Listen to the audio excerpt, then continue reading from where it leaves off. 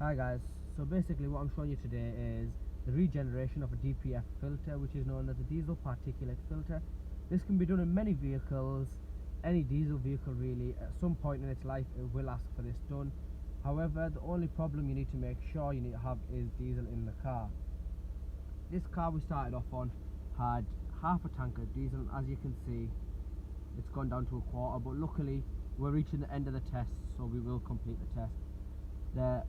Where you can see the light bulb sign, there's usually an exhaust sign with loads of checkered dots. The engine management lights came on because of that. As you can see, the coil springs are flashing.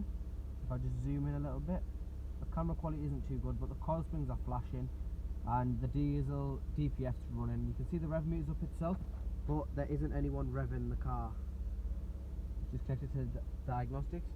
So as you can see here, it is regenerating it, and it's heated the exhaust to 308 degrees. It's got 4.51 grams of soot left. Soot is basically all the junk that's been burning up inside the exhaust. So what the regeneration method is, basically it's heating the exhaust up to a very high temperature, which is then burning the soot out and cleaning it up. So basically this is what it looks like when it's active. As you can see, the lights are still on, but they will go off shortly. The car is revving itself up.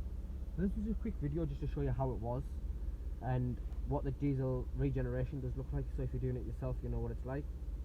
For any more questions, just like, comment or subscribe, and you can inbox me if you've got any questions. Thank you, bye bye.